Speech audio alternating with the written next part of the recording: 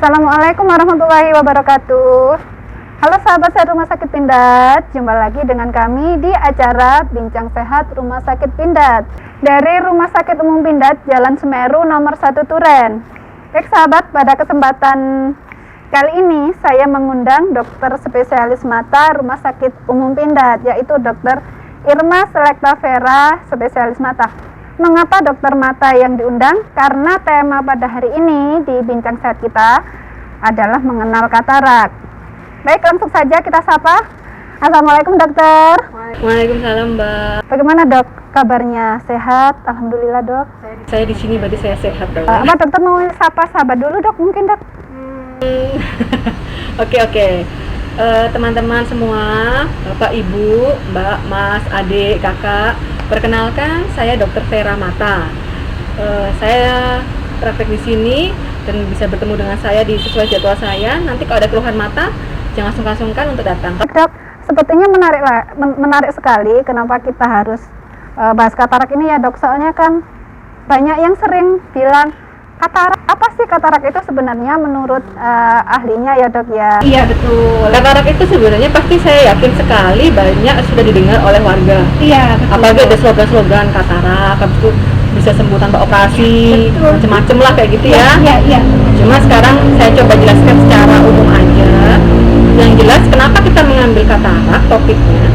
Karena katarak itu termasuk penyebab kebutaan terbesar di Indonesia yang bisa ditangani. Ya, jadi kebutaan itu ada yang dapat dihindari, ada yang tidak dapat dihindari. Nah, ini kebutaan yang bisa dihindari gitu. Dan ternyata dia menduduki penyebab nomor 1 kebutaan di Indonesia. Di mana besarnya itu sekitar terakhir survei Indonesia terakhir kali survei tahun 2020 kemarin itu ya. Itu katarak itu menyebab sebagai penyebab kebutaan sebesar 81%. Padahal seharusnya itu bisa kita cegah, bisa kita hindari gitu. Makanya kita sekarang membicarakan masalah katarak itu. Nah, katarak itu sendiri apa sih? Jadi katarak itu dia ada kekeruhan di lensa. Nanti itu ada di matanya itu jadi butek, keruh itu artinya butek ya. Iya.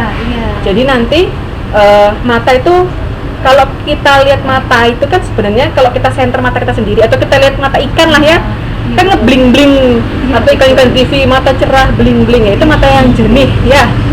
Nah, nanti ketika katarak nggak ada blingnya karena dia butek.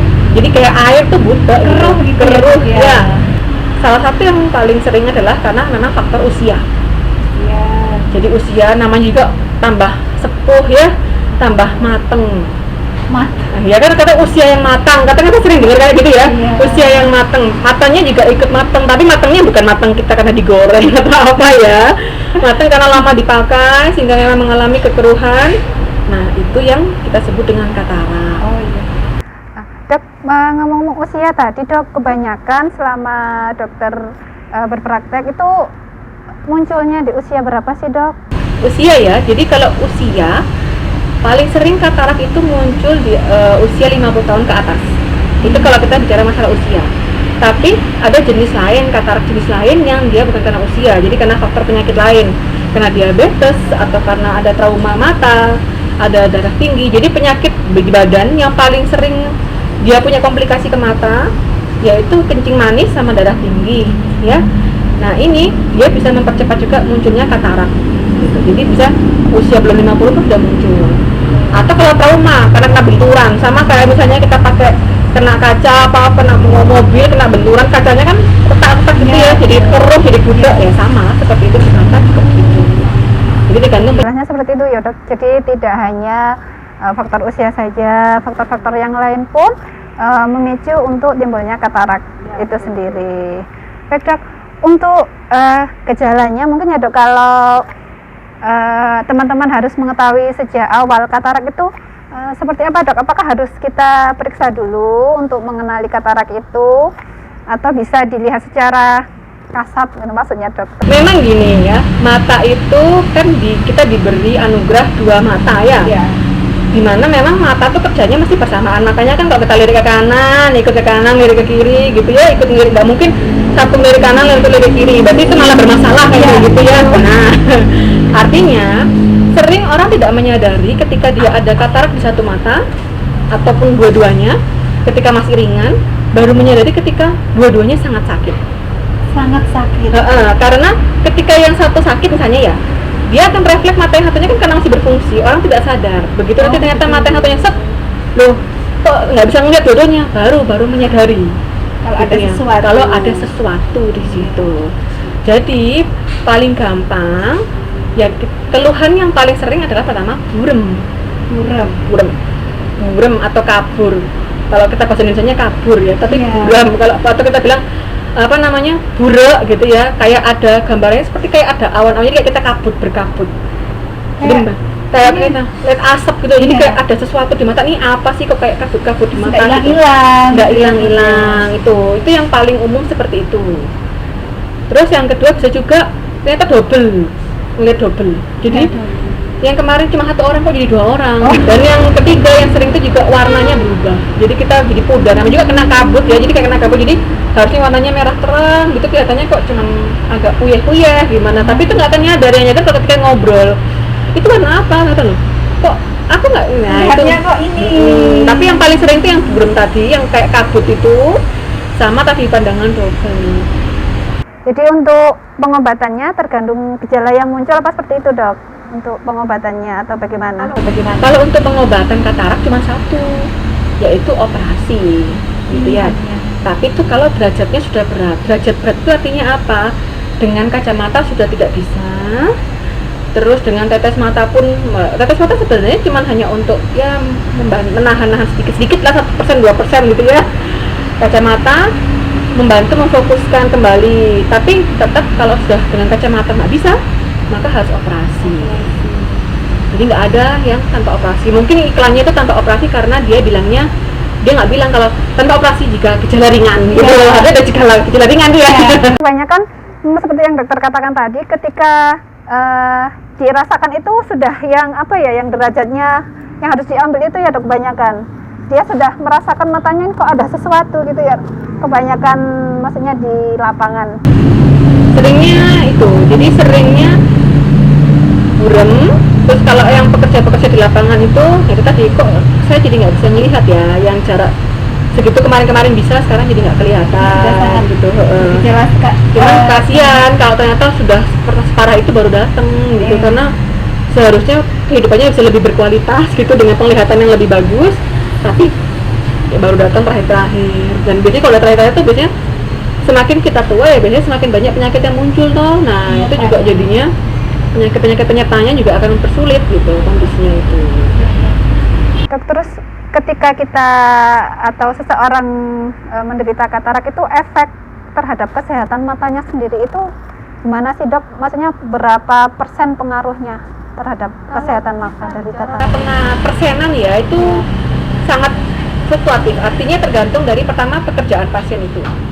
Ya, jadi selalu saya tanya ketika pasien itu sakit matanya apa, terus saya tanya pekerjaannya apa. Itu untuk mengetahui pekerjaannya apa, gangguan di matanya ini berpengaruh tidak dengan kondisi sehari-harinya. Iya dong. Beda kan kalau misalnya seorang guru dengan seorang ibu rumah tangga yang cuma masak gitu ya. Pasti kan mereka saya mintanya yang untuk biar kelihatan bumbu-bumbu gitu ya. Kalau yang ngajar, yang guru, saya biar bisa kelihatan yang huruf-huruf di papan, biar saya menjelaskan ke murid juga enak. Pasti kan beda. Bahkan yang itu pun kondisi ringan pun dia akan merasa sudah butuh operasi. Tapi kalau yang di rumah atau apa, gitu. Jadi persentase itu dinilai dari bobot kerjanya seperti apa gitu. Terus yang kedua dilihat dari penyakit sistemiknya juga gitu, kondisi sistemik di badannya gimana, karena ada kondisi-kondisi yang menyebabkan nanti dia memperberat kataraknya itu. Apalagi sekarang ada kondisi COVID ya, dan kondisi COVID ini kita juga prioritaskan apakah mending dioperasi atau tidak, atau kontrol dulu gimana, tapi tergantung dari kondisi itu semua. Jadi nggak cuma satu faktor gitu. Cuman yang jelas kalau ditunda itu akan membahayakan. Yang jelas satu itu ya, Dok. Apalagi kalau ternyata tidak menyadari ada katarak atau tahu sudah burem tapi tidak berani operasi karena takut. Padahal operasi katarak itu cuma 1 hari loh. Datang, periksa, semua labnya normal, operasi, siangnya 2 jam pulang sudah gitu. kecuali kalau badannya memang ada yang sakit sehingga harus dirawat di rumah sakit. Jadi nggak perlu ngamar gitu ya kalau operasi katarak. Nah ini karena saya ada pasien-pasien yang seperti itu, merasa saya masih bisa kelihatan kok, nggak masih kelihatan, tapi kan yang menyadari kan dokternya sama keluarganya, pasiennya tetap ini, dan dia ternyata naik sepeda pancal karena buremnya dia tidak melihat dari samping itu ada kendaraan dan akhirnya kecelakaan. Jadi akhirnya saya mau operasinya bukan karena operasi katarak, tapi operasi karena luka di mata akibat tertabrak itu karena tidak melihat. Kan bayangannya kita bayangin ya, kita melihat gini kan nggak kerasa ya selama yang tengah masih kelihatan, ternyata ada dari sisi sini datang. Nah itu yang membahayakan di situ. Jadi kalau bisa, kalau memang dokternya sudah memeriksa ini sudah termasuk derajat sedang berat, mending dioperasi, maka operasi saja daripada kenapa. Kecuali memang ada faktor lain yang kata menyebabkan tidak bisa dulu gitu. Ya dok, sepertinya sangat menarik sekali ya dok bahasanya seputar katarak ini dok. Mungkin ada tips dari dokter Vera ya untuk slogan lebih baik mencegah daripada mengobati, khususnya tentang katarak ini dok. Oh ya, sebentar. Saya cuma mau ingin menjelaskan supaya lebih paham lagi kenapa katarak itu kayak apa sih ya. Ini saya di sini bawa sesuatu.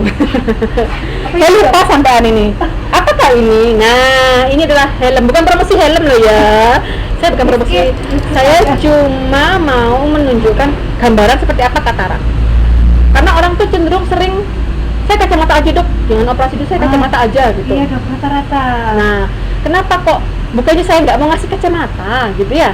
Jadi bayangannya kayak gini, anggaplah ini mata. Ya, anggaplah ini mata, kacamata itu yang ini, ya, kacamata itu yang ini, katarak itu posisinya di mana? Katarak itu posisinya di dalam sini. Jadi yang burem di sini.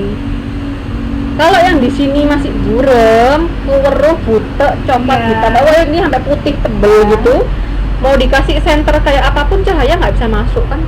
Iya. Jadi ini kacamatanya mau diganti sampai 1000 kali. Yang ininya nggak bisa, ya nggak bisa gitu loh. Itu yang saya maksudkan operasi katarak nanti itu yang buremnya diambil tring, nah cahaya bisa masuk, baru pasang kacamata Lebih melindunginya. untuk melindungi, ataupun memang nanti ada kebutuhan kacamata yang lain. Tapi kalau cuma diganti ininya doang, yang ininya masih ketutup karena katarak, nggak bisa. Ya, bayangannya seperti itu ya. Biar bisa membayangkan bahwa kenapa sih kok dok saya mau kacamata aja. Ya kalau memang mau kacamata aja, selalu saya bilang ini paling 1 bulan 2 bulan udah nggak enak loh kacamatanya, karena perubahan dari kataraknya itu terus berkembang kayak gitu ya. Nah sahabat, sudah menyimak kan video yang ditayangkan tadi, bagaimana nanti misal perlu ada yang dikonsultasikan, boleh langsung datang ke Rumah Sakit Umum Pindad di Jalan Semeru nomor 1 Turen bersama dokter mata, dokter Irma Selekta Vera. Seperti itu ya dokter ya. Baik dokter, sepertinya sudah ada di penghujung acara ya dok ya pada hari ini. Kita sapa, kita undur diri, kita berpamit kepada teman-teman semuanya. Dan apabila ada kekurangan, kami memohon maaf yang sebesar-besarnya. Dan kami akhiri. Wassalamualaikum warahmatullahi taala wabarakatuh. Salam sehat sahabat semua.